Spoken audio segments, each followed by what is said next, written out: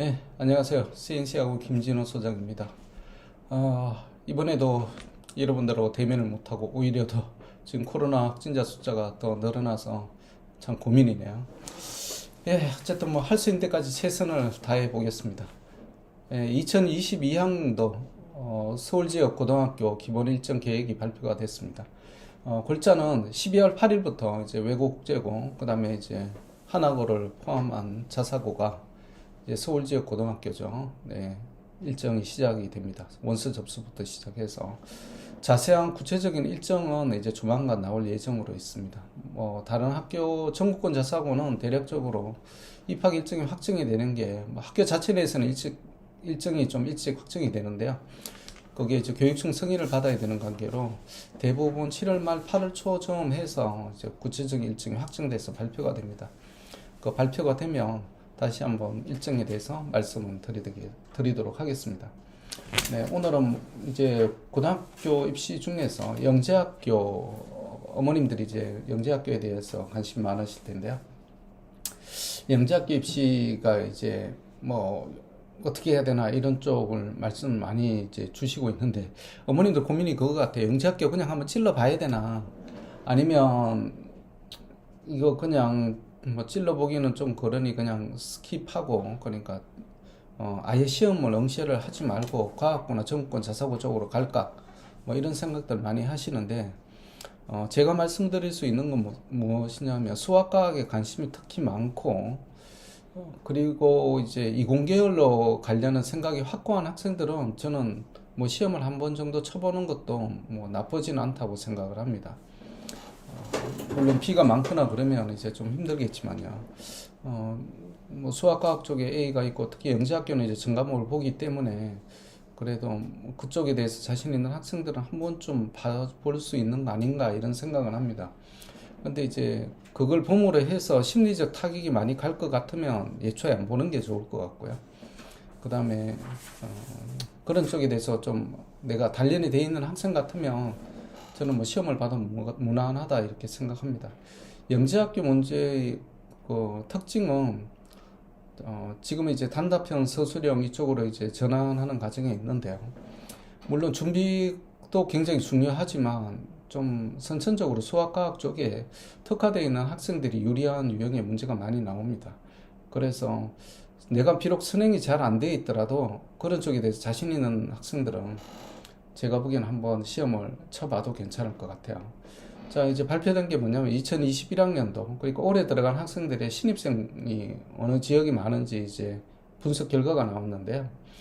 출신 비율을 이렇게 보니까 서울 쪽이 아무튼 압도적이다라는 것을 여러분들에게 이제 말씀드릴 수 있겠습니다.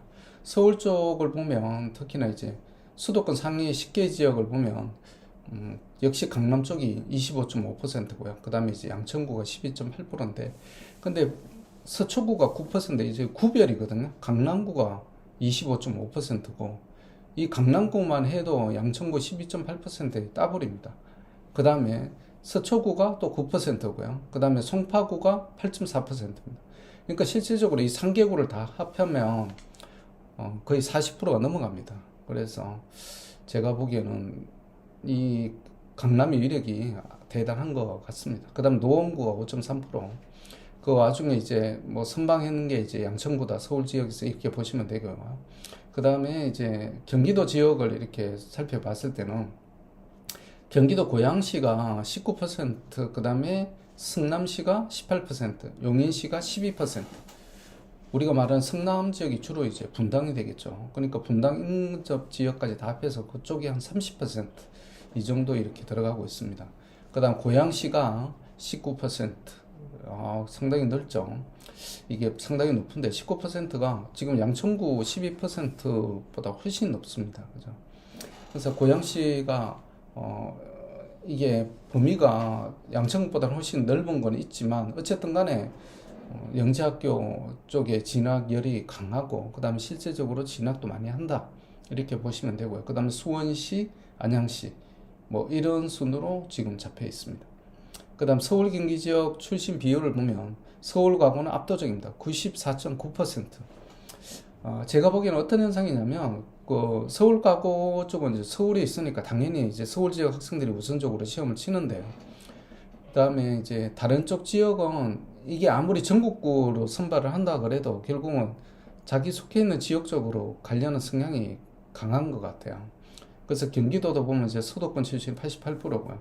그다음에 인천도 75%, 그다음에 대전 뭐 대전 가고 이렇게 대구 가고만 해도 서울 경기 지역은 38%뚝 떨어져요. 광주도 35% 떨어지고요. 그러니까 이게 지리적인 걸 참 무시를 못하는 것 같아요. 학생들이 아무리 뭐 내가 대구 가고 영재학교니까 가고 싶어 그래도 그쪽으로 생각보다 많이 가지 않는다. 근데 한국과학영재는 우리나라 1호이기 때문에 상징성이 있습니다. 거기 한국영재학교는 그 부산에 있는데도 불구하고 서울 수도권 학생 비율이 69.4% 거의 70% 육박을 하는 겁니다. 그래서 학생들 선호도를 이렇게 조사를 해보면 항상 서울 지역 학생들은 서울 가고 먼저 생각하고요. 그 다음에 경기 가고 생각하고요. 그 다음에 한가영 생각하고요. 그 다음 와서 요즘은 대전 가고 쪽을 많이 생각하는 것 같아요. 그게 그대로 나타나 있는 걸로 보입니다. 그래서 요 표 참고하셔서 하시는데 특이한 사항이 뭐냐면 세종과학예술영재가 62.5%로 나타났고 인천과학영재가 75% 나타났다. 이게 굉장히 의미심장하거든요. 학생들이 이렇게 생각하는 것 같아요. 서울과학고 너무 수학 쪽 아닌가? 내가 그렇게까지 수학에 대해서 자신이 없으면 일단 생각해보는 학교가 어디냐면 대안적인 학교가 세종가고 인천가고 이렇게 생각들 많이 하시는 것 같아요.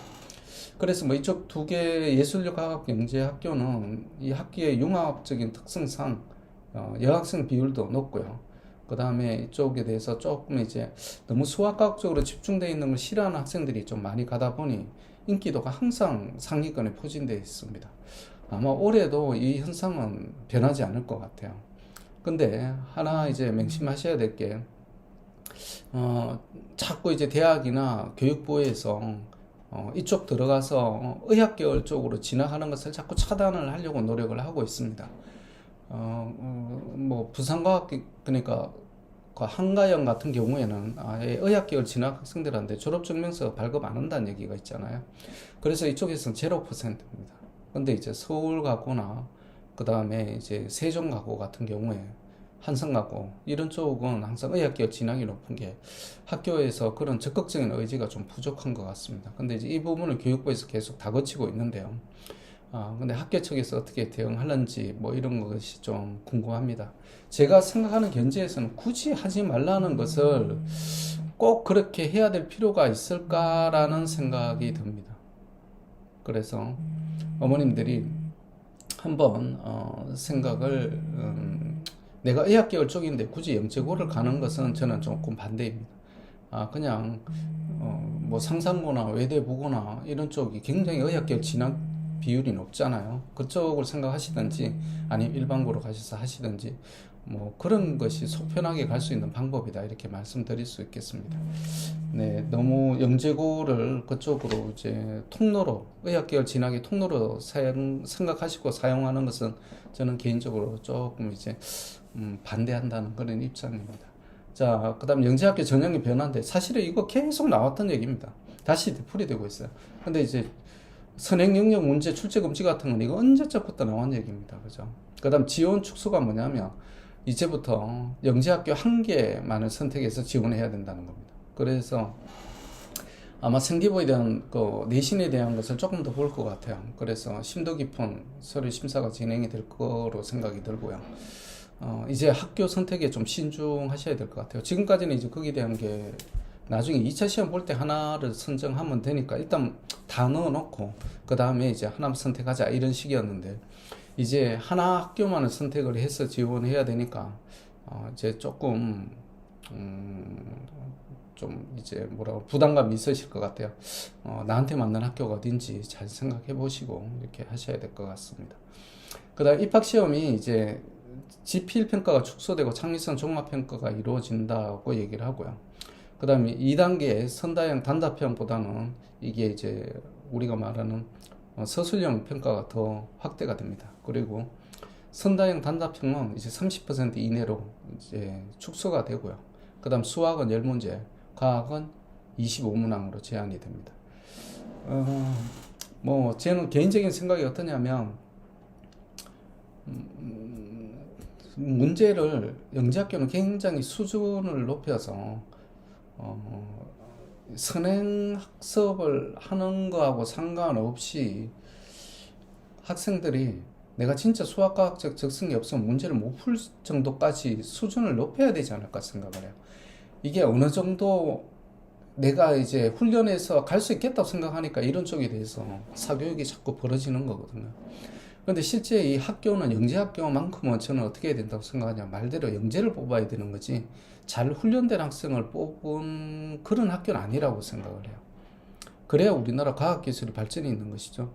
과학기술이라는 게 예를 들면 뭐 뉴턴의 공식이나 아인슈타인의 공식이나 아니면 물리학적인 공식을 외워서 쓰는 게 우리나라 과학기술에 있어서 도움이 되지 않는다고 생각합니다. 창의성이 높은 학생들이고 그 다음에 이제 발전 가능성이 높아야 되거든요. 근데 그걸 지금까지 했던 방식에 맞춰서 누가 훈련을 잘했나 그걸로서 선발한다는 것은, 특히나 이름은 영재학교인데 왜 뽑는 것은 수능식으로 뽑는지 저는 항상 이해가 안 됐습니다. 이 부분을 교육당국에서도 좀 감안을 해야 될 것 같아요. 그래서 뭐 서술형이 70% 이렇게 지금 얘기를 하고 있는데, 그냥 단순 서술형이었어도 안 된다고 생각합니다. 1개 학기로 축소를 하니만큼 진짜 거기에 맞게 이제 뭐 배수를 어떤 식으로 조정할지는 모르겠습니다만, 아무튼 거기에 맞게 자기네들이 이제 뽑을 수 있는 학교 측에다 전적을 맡겨야 되겠지만, 그 부분은 제가 보기에는 선행하고 관계없이 변별력이 높은 문제는 얼마든지 저는 뽑을 수 있다고 생각합니다. 학교에서 그런 식으로 나갔으면 하는 게 제 개인적인 바람이라는 거 말씀드리고요. 그래야 우리 학생들이 좀 차별화된 교육, 그러니까 영재학교만큼은 저는 이 계열의 카이스트나 뭐 포스텍이나 이공계 특성화 대학이 같이 들어간다고 생각하는데요. 포스텍은 뭐 사립대학이라 좀 별개지만 지스트나 디지스트나 이런 쪽도 그런 식의 학생들을 선발해야 된다고 생각합니다. 네, 그 다음에 서울과학고 전형 일정은 이제 전형한 공고가 5월 1일 됩니다. 다음 달 1일이 되고요. 서류 접수가 6월 1일부터 시작이 되고요. 1단계 평가가 1월 중에 되고 2단계가 7월 11일, 3단계가 8월 14일, 15일 이렇게 되고 최종 합격자 발표가 27일입니다. 8월 27일. 그 다음에 이제 41개 지역, 그 다음에 서울이 16개 지역 우선 선발이 있다. 지역이 이제 선발이 있다. 말씀드리겠습니다. 그 다음에 이제 어머님들이 궁금해하신 오늘의 주제, 하나고 외대부고, 그 다음에 이제 인천 하늘고입니다. 이제 상계고등학교까지 제가 이제 말씀드리도록 하겠습니다. 서울대 고교별 입시 실적에 보면 이제 서울과학고가 이제 뭐 단연탑이죠. 68명. 근데 용인외대부고가 60명, 그 다음 경기과학고 53명, 그리고 하나고 46명. 자, 졸업생 수 대비 서울대 진학률을 보니 외대부고가 16.4%, 그 다음 하나고가 22.7%다. 그래서 어머님들이 생각하셔야 될 부분이 뭐냐면, 서울대 공대만 내가 생각을 하겠어라고 생각하시면 실제적으로 제일 좋은 대학은 제가 보기에는 뭐 세종과고나 이런 쪽은 아니고요. 서울과학고, 경기과학고, 그 다음에 대구과학고, 대전과학고, 그 학교에다가 플러스 전국권 자사고 중에서 제일 뛰어난 학교는 용인외대부고 하나보다, 이렇게 말씀드릴 수 있겠습니다. 네, 그 다음에 또 말씀드릴 수 있는 건 뭐냐면, 세종과학영재 뭐 같은 경우에 굉장히 뛰어난 뭐 이런 실적을 가지고 있지만, 제가 보기에는 이쪽에서는 거의 의대 진학은 없는 거죠. 근데 이제 의대 진학을 보시면 어떻게 되냐면, 2020학년도입니다. 이제 2021학년도가 아직 발표가 안 됐고요. 중복자 포함입니다. 민사고 부결고는 제외하고요. 졸업생 368명 중에서 294명을 이제 이공계열 진학 80%로 추정을 했습니다. 그랬을 때 이공계열 의학계열 진학률이 서울공대가 아닙니다. 서울공대는 아니겠죠. 요즘 서울공대하고 의대하고 중복 합격자들은 대부분 의대를 가지 뭐 공대를 안 가니까요. 진학률은 75.2%입니다. 상산고의 경우에 중복자 포함입니다. 그 다음에 외대부고 같은 경우에는 3년 전까지만 해도 자연계열, 그 다음에 인문계열, 그리고 국제계열 3계열로 나눠서 뽑았습니다. 그래서 작년에 졸업한 자연계열 졸업생이 98명이었어요. 그래서 그 학생들만 이제 순수하게 의대를 진학을 하고 지원을 했다라는 가정하에 중복자 포함한 진학률이 68.4%가 나옵니다. 그 다음에 졸업생 204명, 하나고의 경우에 자연계열 진학생 추정이 제가 보기에는 70% 정도가 이공계 성향으로 저는 가정하고 있습니다. 그랬을 때 의학계열 진학 비율은 32.9%로 나타나고 있습니다. 자, 그래서 뭐 목동고 같은 경우에는 이제 뭐 33명 정도 이렇게 나타나고 있는데요. 광서고 같은 경우에도 뭐 40명 정도 이렇게 나타나고 있는데, 뭐 이쪽은 이제 예를 들면 뭐 360명 중에서 80%뭐 이런 걸 감안하면 실제적으로 약 15% 정도로 돼서 많이 차이가 나죠. 졸업생 수 대비 서울대 플러스 의학계열 진학률을 뽑아보면 외대부고가 84.8%, 하나고가 55.6% 이렇게 나타나고 있습니다. 굉장히 높은 비율이죠. 하나고도 굉장히 높습니다. 왜 그러냐면 외대부고는 이 중에 한 40% 정도는 저는 이게 중복자 뭐 그냥 그대로 단순히 다 감안하더라도 그 중에서 한 40%는 저는 이제 재수생이라고 생각합니다. 근데 하나고의 경우에는 재수생이 있는 경우가 한 10% 채 안 될 것 같아요. 그래서 하나고의 실질적인 경쟁력은 이렇게 단순 대비로 봤을 때는 굉장히 높다. 전국 제일일 수도 있다라는 것이죠. 그 다음에 이제 상상고가 생각보다 의학계열은 굉장히 높게 나온다. 그래서 어머님들이 지난달에 이제 상상고 제가 입시 대비법에 대해서 말씀을 드렸는데요. 여전히 의학계열 플러스 이쪽으로 했을 때 상상고가 단연 뭐 제가 보기에는 탑인 것은 틀림없고요. 그 다음에 이제 외대부고가 이게 수시와 정시가 좀 골고루 배치가 돼 있어서 굉장히 매력적인 학교 중에 하나고요. 그 다음 단순히 최상위권 대학 진학을 포함했을 때는 제가 보기에는 아무래도 하나고하고 민사고 쪽이 굉장히 강세이지 않을까 이렇게 생각을 해봅니다. 자, 하나고 외대부고 교육과정을 비교를 해보면 두 학교가 거의 비슷하게 나타나고 있습니다. 자, 수학과학 이제 보시면 하나고가 지금 수학이나 과학 쪽에서 월등히 과목 수가 많죠. 진로 선택이나 전문 과목이. 이게 바로 학종의 경쟁력이라고 생각합니다. 그래서 하나고는 거의 90%를 학종으로 보냅니다. 외대보고만 해도 거의 5대5 정도 비율이 나오거든요. 그러니까 이제 어머님들이 생각하실 때, 내가 학종으로 의학계열은 좀 차치하고서라도 최상위권 대학에 진학하고 싶다. 그랬을 때는 최고의 학교는 단연저는 하나고라고 생각하고요. 그 다음에 외대부고의 특징이 뭐냐면 수시하고 정시를 그래도 골고루 좀 가져간다. 요즘 또 특히나 정시비 수능 비율이 높아지고 있으니 그런 쪽에 대해서 관심이 많으신 학생이나 학부모들, 그 다음 의학계열도 좀 그런 식으로 가고 싶다는 학생 학부모들은 외대부고 좋은 선택지가 될 수 있다. 이렇게 생각을 합니다. 그 다음에 이제 하나고 외대부고 이제 보시면 입학 전형에서 경쟁률이 이제 하나고 같은 경우는 2019학년 1.98, 2020학년도 남자의 경우입니다. 2.33으로 약간 높아졌다가 작년에 다시 또 떨어졌어요. 올해 들어가는 신입생 1.65로 떨어졌습니다. 여자도 3.58에서 2.33. 그럼 이 추세가 계속 될 거냐? 라고 생각을 하면 조금 아닌 것 같아요. 제가 보기에는. 그래서 제가 보기에는 좀 어떻게 생각해야 되나. 이게 작년이 이제 올해 들어간 신입생들이 이게 수능 학령 인구가 최저 바닥점을 쳤습니다.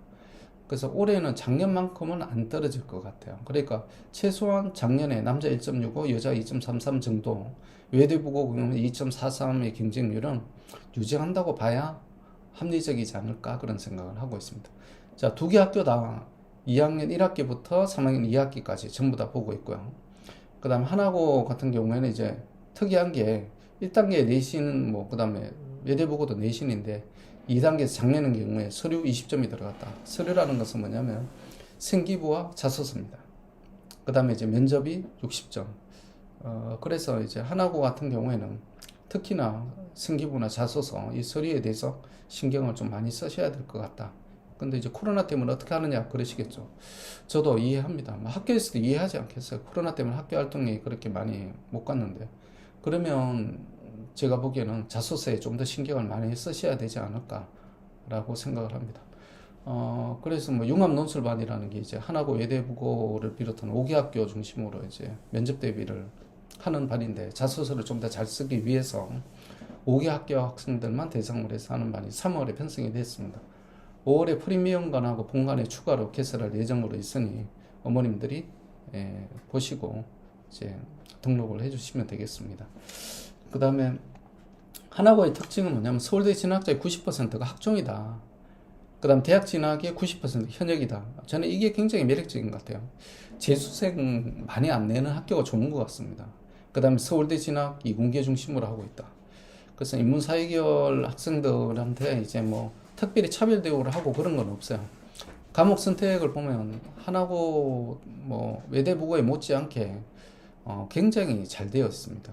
그래서 어머님들이 뭐 꼭 거기에 대한 건 없는데, 근데 이제 비율적으로 보면 제가 보기엔 70 정도, 70%, 80% 정도는 이공계 성향의 학생들이 많으니 학생 수가 적다는 게 그렇게 뭐 크게 매력적이진 않습니다. 나하고 좀 동질 집단이 있어야 마음이 편하거든요. 그러니까 예를 들면 200명 중에서 인문계열 진학하는 학생들이 한 60명밖에 안 돼. 좀 외롭겠죠. 외고 가면 인문계열 학생들이 250명입니다. 제가 보기에는 뭐 그래서 그 면도 한번 생각해 보시라고 말씀드릴 수 있겠습니다. 근데 이제 학교 교육 과정이 워낙 좋다 보니까 인문계열 성향임에도 불구하고 하나고를 지원하려는 학생들에게는 제가 뭐 굳이 가지 말라고 이렇게 말씀드리진 않습니다. 근데 이제 하나 명심하셔야 되는 게, 그쪽에 이공계열 중심의 학생들이 많으니 수학 쪽을 잘하는 학생들이 많다는 거는 확실합니다. 그러다 보니까 수학 공부를 외고 가는 학생들보다는 조금 더 열심히 해야 되지 않을까, 그렇게 생각하고 있습니다. 그 다음에 하나고 입학 전형은 강남 지역은 20%로 제한이 걸립니다. 강남 상구는. 그래서 목동이나 다른 지역이 좀 유리하게 되고요. 내신은 올해가 기본적으로 필수 과정인 것 같습니다. 그 다음 심청적 개별문항 면접에서 이제 자소서를 기반으로 해서 대체적으로 질문이 출제가 되니 자소서와 생기부를 잘 준비를 해 주셔야 되고요. 그 다음에 이런 쪽에 이제 하다 보면 좀 공부할 게 많아져요. 그래서 좀 미리 준비를 하시는 게, 이번 중간고사 끝나고 나면 이제 준비를 좀 하나고 외대부고부터 상산, 민사, 인천, 하늘고는 좀 미리 준비를 하셔야 되지 않을까, 저는 개인적으로 그렇게 생각하고 있습니다. 모든 학교가 미리 준비하는 게 유리한 거죠. 대학교는 심지어 뭐 초사, 초우부터 저희들이 수학, 과학, 영어 시키잖아요. 뭐 그렇게 생각하시면 두세 달 일찍 한다고 해서 그게 절대 나쁘지 않습니다. 그 다음에 이제 지원자 70% 이상 이공계 성향이다. 다시 한번 말씀드리고요. 그 다음에 이제 작년 입학 전형 선발 시 나왔던 면접 기출 문제를 보도록 하겠습니다. 이공계열입니다. 이 학생은.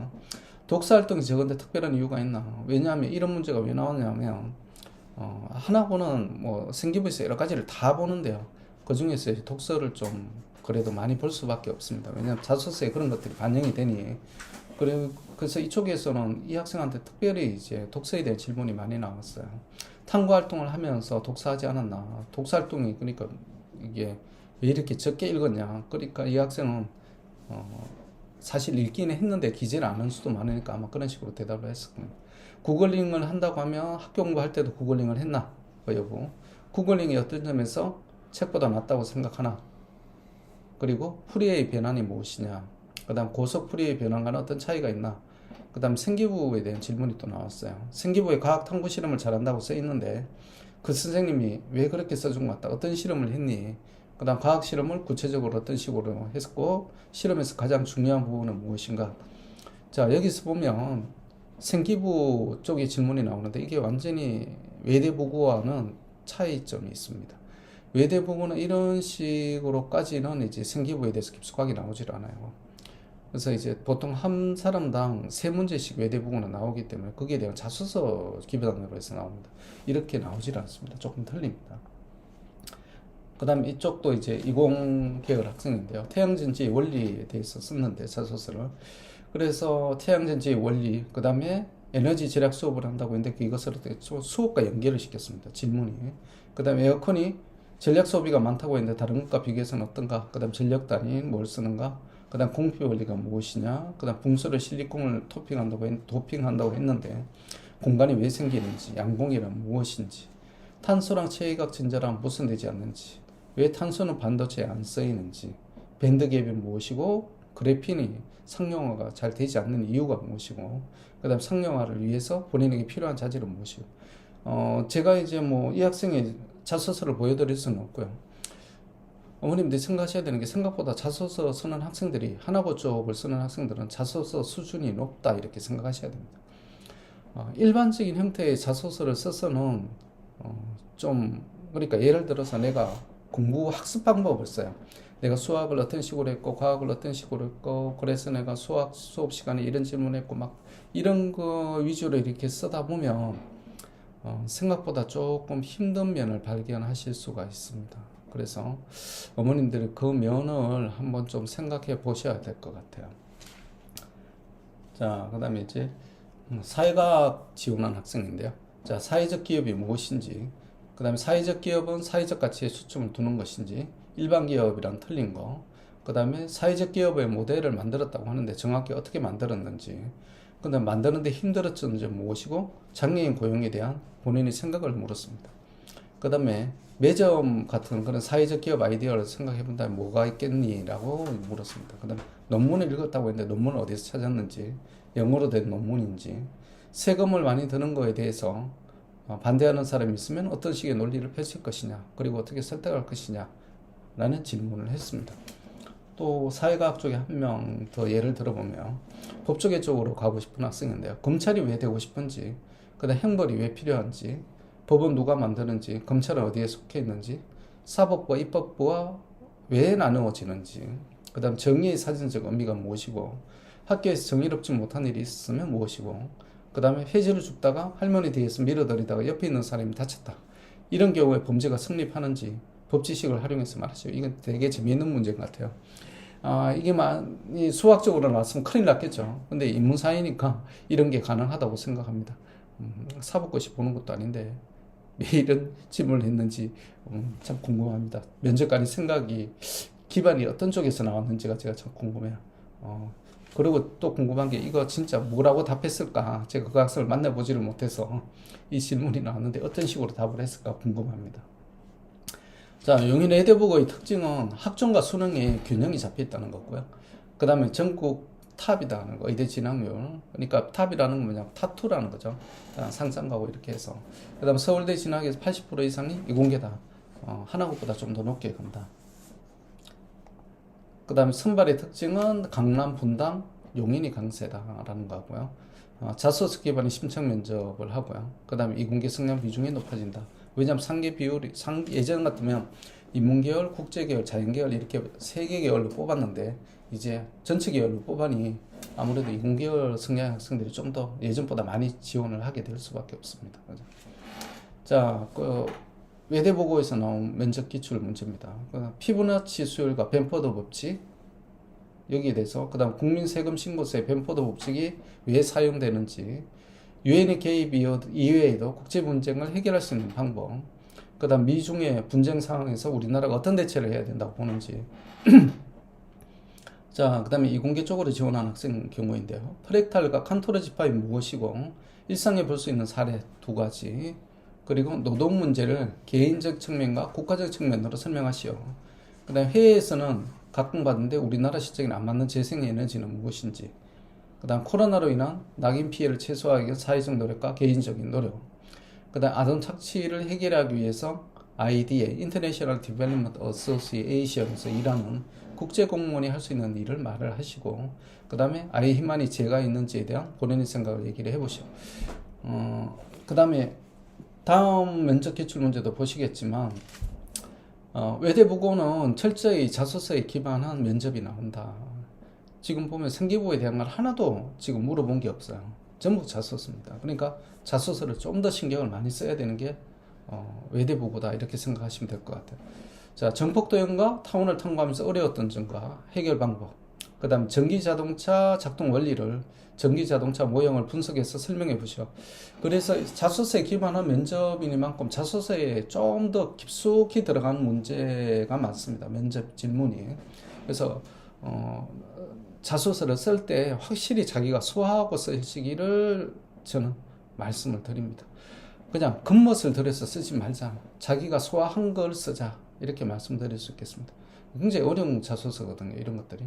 에너지 상호 변환의 사례와 엔트로피에서 에너지 법칙에 대해 설명해보고, 보호 원자 모형의 한계, 그 다음 현대 원자 모형에 대해서 설명하시고, 코르사코프 증후군을 공부하면서 어려웠던 점과 그에 대한 해결책, 광유전환학의 긍정적 측면과 부정적 측면, 그 다음 기술 개발의 규제에 대한 자신의 생각, 글로벌 자본세와 누진세를 백신의 혜택을 받지 못하는 사람들을 위해 사용할 방법, 창조적 자본주의의 장점과 한계점, 에어컨을 만드는 원리와 만들면서 어려웠던 점, 이런 것들을 자소서에 기반해서 철저히 물어봤다. 외대보고의 특징이다. 이렇게 보시면 되겠습니다. 하늘고는 제가 다시 이번에 다 말씀드리려고 그랬는데 시간 관계상 다음번에 다른 학교 말할 때 같이 한번 말씀드리는 게 좋을 것 같긴 한데 그래서 하늘고 말씀드리고 넘어가도록 하겠습니다. 하늘고는 공통질문 플러스 개별질문으로 되어 있고요. 공통질문은 제시가 되고요. 그 다음에 이제 수학적인 적성을 테스트 해보는, 예전 같으면 뭐 차트 분석 뭐 이런 것도 나왔습니다. 그러니까 꼭 수학이라기보다는 해석 능력이라고 볼 수 있겠습니다. 자, 세 명의 대화가 나오는데요. 그 다음에 나에는, 그 다음에 정현종의 시가 나오고, 그 다음에 718의 프로필이 나오고요. 제시문 각각을 해석해서 자신의 입장을 말을 해보시오 라는 게 나왔습니다. 그 다음 공통질문 2, 큰 피자가 있고 작은 피자가 있을 때 뭐 길이를 되지 않고도 크기를 비교할 수 있다고 말했는데 수미가 할 수 있는 방법 2가지. 그 다음에 개별 질문은 생기부를 보니까 영어책을 많이 읽었는데 기억 남는 거. 그 다음에 정신과 의사가 꿈인데 이걸 위해서 무슨 활동을 했는지, 하늘과 와서 어떤 공부를 하고 싶은지, 그 다음 진로에 연관된 책 중에 하나, 그리고 그 책이 왜 자기에게 중요했는지, 그 다음 신약개발적 진로라고 했는데 제약용건이 갖추어질 소양, 그 다음에 평소에 약을 많이 접했다고 하는데 왜 그랬는지, 뭐 이런 것들을 이제 생기부와 자소서 기반해서 골고루 물어봤습니다. 그래서 인천 하늘고는 공통문항 면접이 생각보다 어렵습니다. 제시문이 나오는 것들이. 상상고하고는 또 다른 유형의 문제가 나오는데요. 상상고하고 이제 하늘고의 특성이 뭐냐면 뭐 수학적인 그런 성향을 테스트하는 문제가 나오는데 이게 절대 선행 여부를 테스트하는 문제가 아니라는 거. 그냥 주어진 조건 하에서 본인이 생각하는 바를 그대로 풀면 됩니다. 그러니까 너무 선행에 대해서 집착하지 않아도 된다. 이렇게 말씀드릴 수 있겠습니다. 자, 하늘고의 특징이 뭐냐면 전국 선발이 25명에 불과하다는 이게 인원수가 너무 작아서 문제죠. 그 다음 자소서 기반의 심층 면접, 공통 질문은 수학하고 독서 관련 이렇게 돼 있다라는 걸 이제 다시 한번 말씀드립니다. 그래서 제가 하나고 예대보고 상상고 민사고 하늘고 이 반을 이제 융합논술반, 진학생을 위한 융합논술반을 3월부터 만들었는데요. 5월에 이제 프리미엄관하고 본관에 신설이 됩니다. 이제 자꾸 여기에 대한 관심들이 높아지셔가지고요. 그래서 프리미엄관은 기존에 하던 반이 있고, 그래서 미리 이제 웨이팅을 받은 학생들이 다 시험을 쳤기 때문에 수학 테스트하고 면접으로 프리미엄관은 융합논술반은 저희들이 이제 선발하고요. 그 다음 본관에 있는 전국권 자사고반은 신청자 선착순으로 이렇게 받고 있습니다.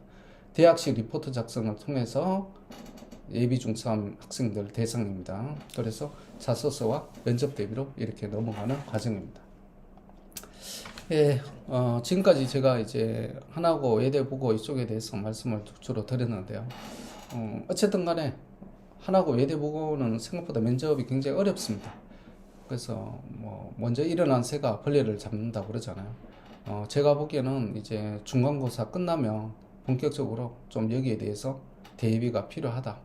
그 다음에 이제 특히나 이런 쪽에 대해서는 자기가 어느 쪽에 내가 특기가 있는지 그걸 좀 알아보는 게 중요한 것 같아요. 그래서 그 방향으로 자소서를 쓰는 게 제일 유리합니다. 그러다 보면 자신의 적성이 어느 쪽인지를 분명하게 알아야 되겠죠. 그래서 뭐 제가 하고 있는 다중지능검사도 그런 쪽에 도움을 드리고자 하고 있으니 그런 쪽도 이용하시든지 아니면 다른 방법을 통해서 자신의 적성을 파악하는 것이 굉장히 중요하다고 생각합니다. 네, 오늘 여기까지 하고요. 다음 달에는 이제 뭐 가능하면 외고 쪽 관련해서 저희들이 또 입학에 대한 설명을 드리고자 하겠습니다. 네, 감사합니다. 몸 건강하시고요. 코로나 조심하시기 바랍니다. 안녕히 계십시오.